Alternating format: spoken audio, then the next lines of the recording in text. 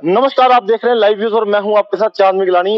एक इस वक्त बड़ी खबर के साथ आपके साथ लाइव हुआ हूं। आपको बता दूं कि पूरे देश के अंदर सीमा हैदर का चर्चा हुआ था जब पिछले दिनों नेपाल के रास्ते होते हुए पाकिस्तान की वो महिला सीमा हैदर, जिसने पाकिस्तान से भारत के अंदर प्रवेश किया था, वहीं साथ के साथ अपने बच्चों को भी, वो जो है तीन जो उनकी लड़कियां थी, 3 साल की, 4 साल की, 5 साल की और एक लड़का 6 साल का, उसके साथ भारत के अंदर आए थे। सीमा हैदर की लव स्टोरी के बारे में तो आप सभी को मालूम ही है कि किस तरीके से फेसबुक के जरिए प्यार हुआ और उसी प्यार को पाने के लिए वो पाकिस्तान से हिंदुस्तान में बिना पासपोर्ट और बिना वीजा के घुस आई थी। आज उसी सीमा हैदर के पति गुलाम हैदर ने रिक्वेस्ट की है और एक वकील अपना चुना है पाकिस्तान सरकार के जरिए से पानीपत में। आज उनका वकील मोमिन मलिक हमारे साथ है और क्या कुछ पूरी बातचीत है, क्या कुछ सीमा हैदर के पति का कहना है, आइए बातचीत करते हैं उनके वकील से।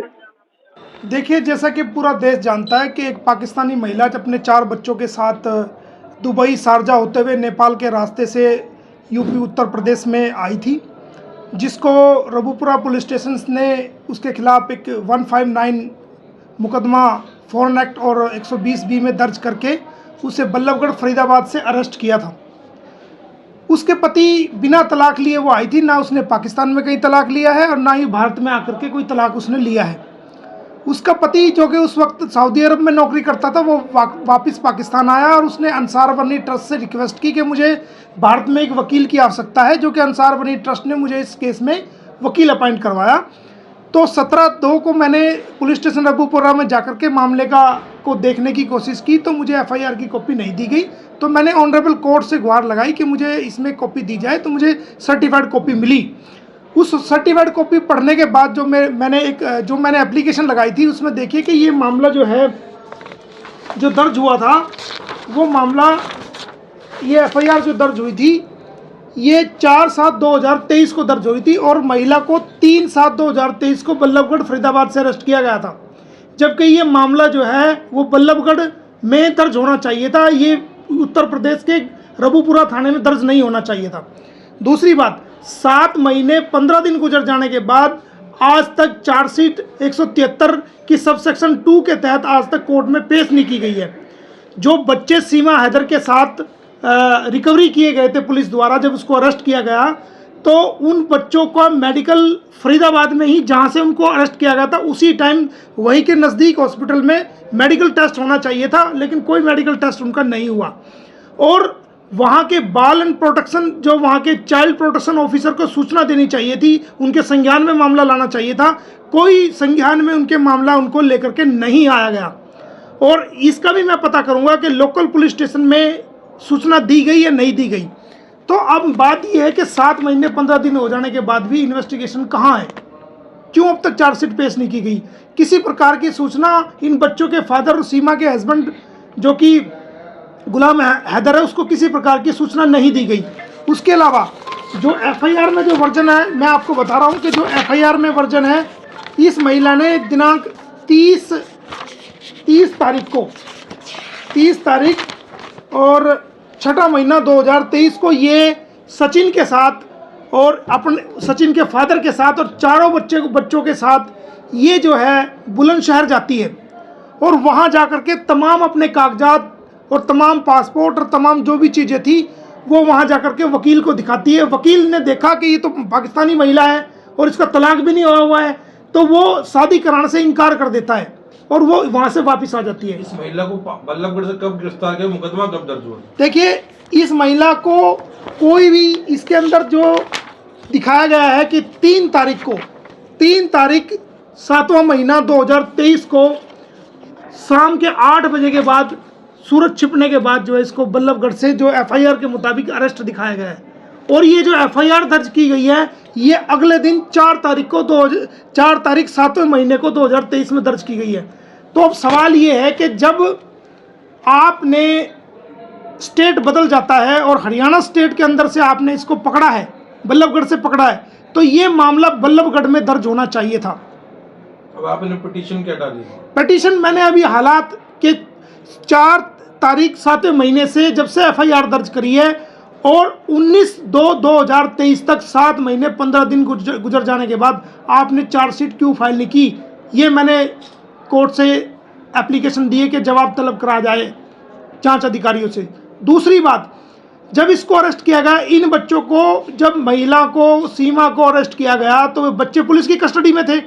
तो जब वो 3 दिन, उसकी जमानत हुई है 3 दिन के बाद, जमानत के ऑर्डर्स हैं, मैं आपको देता हूं कि जमानत की कॉपी हमारे पास मौजूद है, जो कि हमने सर्टिफाइड कॉपी इसकी जमानत की निकलवाई है। इसकी जो जमानत हुई है वो हुई है 6 तारीख। इसकी जमानत जो है 3 दिन के बाद, यानी कि 6-7 के लगभग इसकी बेल ऑर्डर्स हैं इसके।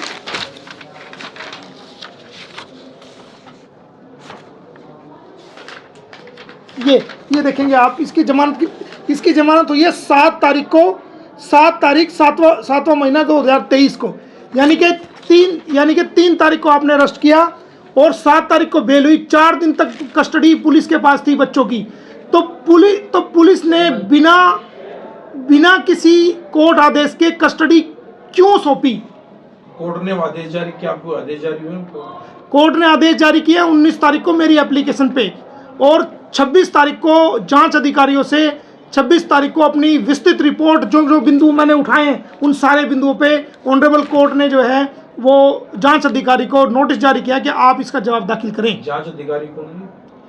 अभी ये मामला 2 पुलिस स्टेशन की मिलकर कर रही है, रबूपुरा और जेवर पुलिस स्टेशन, ये दोनों थाने मिलकर के इसकी जांच कर रहे हैं, और 26 तारीख को ये जो है ये अपनी कोर्ट में रिपोर्ट पेश करेंगे कि इस मामले में क्या चल रहा है। जो सीमा हैदर के पति हैं, जो पाकिस्तानी, जो देखिए, वो कहते हैं क्योंकि जब इंसान की किसी की भी पत्नी बिना तलाक लिए किसी अनैतिक संबंध में किसी के साथ भी मुलविस हो जाए या शामिल हो जाए, तो गुलाम अहमद नहीं, दुनिया का कोई भी व्यक्ति का मन उससे हट जाएगा। ये तो अंडरस्टैंड है ये चीज़। तो अब उसका कहना ये है कि मुझे मेरे बच्चे चाहिए, जो मैं के बायोलॉजिकल फादर हूँ, और उन बच्चों में 3 बेटियां हैं, 1 बेटा है। एक बच्ची की उम्र 3 साल, एक बच्ची की उम्र 4 साल, एक बच्ची की उम्र 5 साल और एक बच्ची की उम्र 6 साल है। अब उसका सवाल ये है कि भाई वो मेरी बच्चियां हैं, वो मेरा बेटा है, तो मैं उनको लूँगा, और उनका धर्मांतरण किया जा रहा है। क्यों किया जा रहा है उनका धर्मांतरण? जबकि देश में एक कानून आया है, पिछले दिनों काफ़ी मुस्लिम समाज के लोगों की उसमें अरेस्ट हुई थी। तो जो बच्चे जिनकी उम्र 7 साल से नीचे है, उनका ब्रेन वॉश कर करके, उनको प्रेशराइज करके या उनको गलत तरीके से मिसगाइड करके उनका धर्मांतरण क्यों किया जा रहा है? क्यों ऐसा क्यों किया जा रहा है? ये कहती है मुझे सचिन से प्यार हो गया। आपको सचिन से प्यार हो गया, लेकिन इन बच्चों का प्यार तो अपने पिता के प्रति है, इस बच्चों का तो प्यार सचिन के प्रति नहीं है ना।